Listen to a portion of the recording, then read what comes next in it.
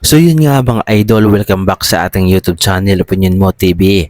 At ngayong araw na ito ay magbibigay na naman tayo ng isang reaksyon patungkol sa isang babaita na parang kaugali at kasing bastos ni Maharlika, no mga idol. Itong babaeng ito ay walang ibang ginawa kundi siraan ang administrasyong Marcos. Kahit mali-mali na ang mga narinig ng mga balita ay pinaniniwalaan pa rin niya at binibigyan pa ng malalim na mga kahulugan upang mas lalong madiin at mapahiya ang ating Pangulo na si Bongbong Marcos. At ang babaeng ito nga mga idol ay putak ng putak dahil mayroon na namang issue tungkol sa bigayan ng pera di umano na mali-malita.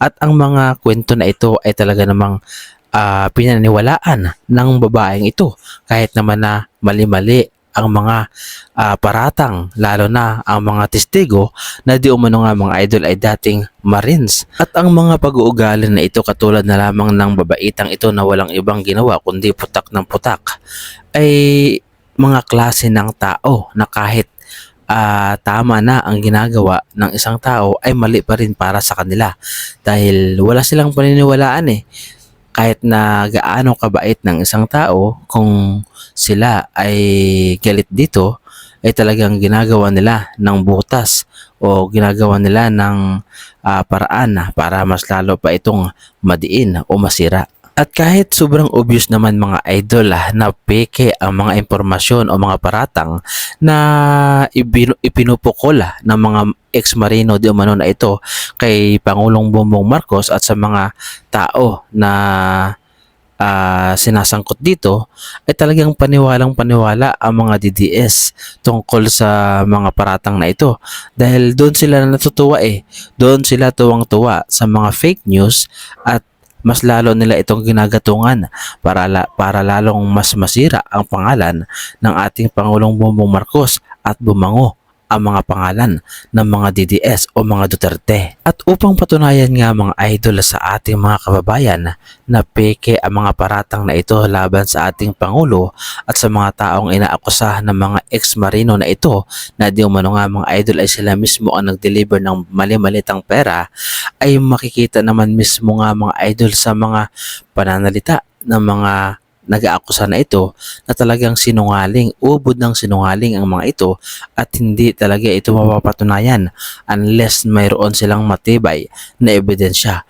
Pero kung puro na lamang litrato o di kaya naman ay puro na lamang salita at kulang sa mga ebidensya at impormasyon ay talagang mababaligtad ang mga taong ito at baka dumating ang araw ay sila pa ang makulong. Kaya naman panoorin natin mga idol ang video na ito na kung saan ay magpapatunay na sinungaling nga ang mga ex-marino kabilang na dito ang abogado. Sabay-sabay nating unawain mga idol at pakinggan ang video na ito at kayo na ang humusga.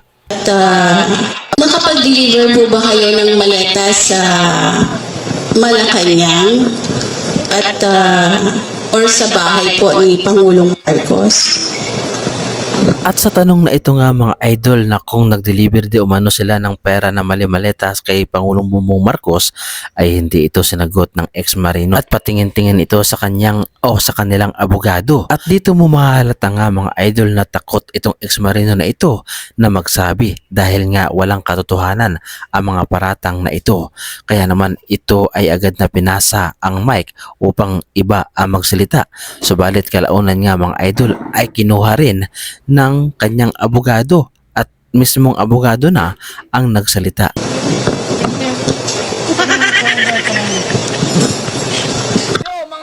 Halika. Opo. Ako po si Belnard Tube. Nakapag-deliver po kami. Saan? 41 Forbes po. So ito po yung bahay di umano ni Pangulong Ferdinand Marcos Jr. Yes po. Meron din po kami sa Ilocos kasama po si Kong Saldi.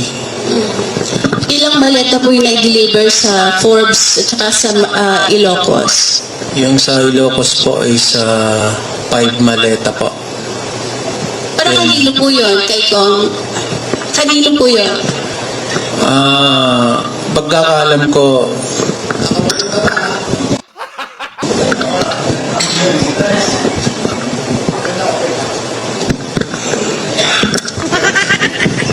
Para maklaro lang, no? Nag-deliver sila sa Ilocos Norte, sa bahay mismo.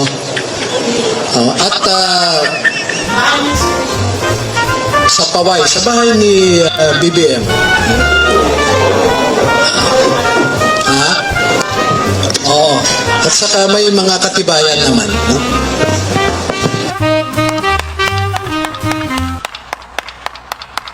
So nakita ninyo mga idol at marunong naman siguro kayong umunawa, di ba? Makikita ninyo sa video na hindi sinagot ang tanong, pinasa sa iba at kinuha rin ng abogado. Dito natin mapapatunayan mga idol na walang katotohanan ang mga paratang na ito at pawang kasinungalingan lamang.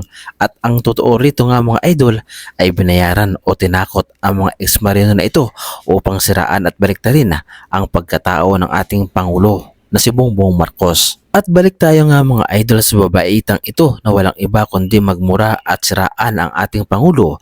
Kamukha na nga ito ni sino ba yun, yung madaldal sa ibang bansa na nagtatago na, kabilang dito si yung kamukha niya na si Maharlika. O di ba? Magaling magmura, magaling manira at totoong walang malasakit sa bansang Pilipinas dahil mismong Pangulo ang sinisiraan niya para lamang ipagtanggol ang mga Duterte ay wala silang pakialam kahit na ikakasira ng ating bansang Pilipinas. Kaya naman pakinggan natin ang reaksyon ng babaeng ito patungkol sa mga ex-marino na kinakampihan niya at talaga namang binibigyan niya talaga ng patotoo na totoo daw ang sinasabi ng mga ex-marino na ito at minura pa nga ang ating Pangulo na si Bongbong Marcos at nilait-lait pa ang pangalan nito. Siyempre bilang taga-suporta ng ating Pangulo mga idol ay hindi natin ito palalampasin at kinakailangan nating bigyan ng aksyon ang mga ganitong klaseng mga tao. Hindi dapat na basta-basta natin pinapalampas ito, kaya naman sana ay gumawa ng aksyon ang kinaukulan patungkol sa mga taong ito na walang tigil sa paninira at pagmumura sa ating Pangulo. Kaya naman sabay-sabay nating panoorin at pakinggan mga idol ang babaeng ito at kayo na ang humusga. Gigil. Nakakagalit yung revelasyon mga kasama ni Gutesa tungkol sa mga dinideliver nilang mali-malitang kwarta sa mga taong pinagkatiwalaan ng taong bayan. Putang ina naman dayon yun. Sobrang kapal ng mukha mo. Sobra. Putang ina naman dayon yun. Sobrang kapal ng mukha mo. Sobra. Sabi sa'yo Bangagem, walang katumbas na halaga. Walang katumbas sa salapi. Okay, ang parusang nararapat sa'yo sa ginawa mong pagtataksil sa taong bayan. Binaboy mong Pilipinas, tinarantado mong mga tao, pinaghirapan mong mga Pilipino. Kulang pa ang buhay mo Bangag para pagbayaran lahat ng kasalanan mo sa bayan. Putang ina mo, 2023 pa lang, yung oplang pagpapatalsik nyo kay PRD dadalhin sa dahig, nakakasana. Ito namang mga marino, sorry no, huwag kayong magagalit sa sasabihin ko, kaya putang ina, alam nyo pala, bakit wala kayong kibo? Bakit hinayaan nyo? 2026 na! Hindi nga natin alam Kumakabalik pa naman sa si PRD. Hindi natin alam. Oh my God. Baka dumating yung punto na bawian na ng buhay si PRD sa dahig. Hindi natin alam kung papayagan ng magnanakaw na adik na presidente natin iuwi ang body ni PRD sa Pilipinas. Although ayaw nating isipin yan, gusto natin maging malakas pa si PRD. So yun na nga mga idol, makikita natin na umiyak na si ating nalukarit na ito na walang ibang sinasamba kundi ang mga Duterte. Lalong-lalo na nga si dating Pangulong Duterte na kung saan nga mga idol ay kaya ginagawa niya ito. Kaya niya sinisiraan ang ating Pangulo na si Bongbong Marcos at kahit ano pa ang lumabas sa kanyang bibig, kahit na ito ay masama na, ay wala siyang pakialam. Basta lamang ipagtanggol ang kanyang puon o ang kanilang Panginoon na si Duterte. Ano ang masasabi ninyo mga idol sa reaction video na ito? At ano ang inyong opinion patungkol sa mga kagaya ni ate na lukarit na ito na walang ibang ginawa kundi siraan ang gobyerno at upang bumango ang pangalan ng mga Duterte. Ano ang masasabi ninyo mga idol sa reaction video na ito? At anong inyong opinyon patungkol dito? Ibahagi nyo naman mga idol ang inyong sagot o opinyon sa ating comment section.